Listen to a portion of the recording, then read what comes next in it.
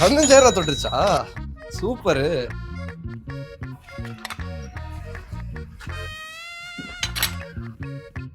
Bro bro bro சொல்லுங்க bro. Bro ஒரு நிமிஷம் ப்ரோ. ப்ரோ உண்மையிலே இந்த கோல்டு ஸ்கீம்லாம் லாபம் வருமா?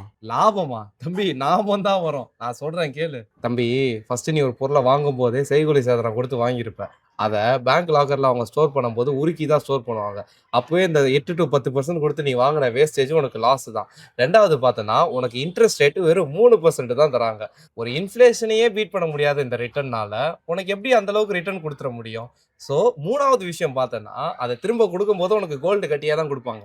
கோல்டு கட்டியே நீ தலையிலயோ கழுத்துலயோ மாட்டிக்கிட்டு இருக்க முடியாது. அதை திரும்ப ஒரு கோல்டு ஜுவல்லரியா மாத்தணும்னா திரும்ப நீ 8 to 10% வேஸ்டேஜ் செலவு பண்ணணும். அப்போ ஆல்ரெடி ஃபர்ஸ்ட் ஒரு 10%, ரெண்டாவது ஒரு 10%, மொத்தம் 20% உனக்கு திரும்ப செலவு பண்ற மாதிரியே இருக்கும். அப்போ எல்லா ஆஸ்பெக்ட்லயும் பார்த்தோம்னா இந்த இன்வெஸ்ட்மெண்ட் ஒரு முழுக்க முழுக்க ஃபிளாப் ஆன இன்வெஸ்ட்மெண்ட் தான். அதனால உன் பொருளை உன் வீட்டு பீரோலயே நீ பத்திரமா வச்சுக்கோ. அதுதான் பெஸ்ட் இன்வெஸ்ட்மெண்ட் எனக்கு தெரிஞ்சு. நல்ல வேளை நீங்கள் சொன்னீங்க ப்ரோ. ஆனால் இது தெரியாமல் போய் இன்வெஸ்ட்மெண்ட் பண்ணியிருப்பேன் நான். ரொம்ப தேங்க்ஸ் ப்ரோ.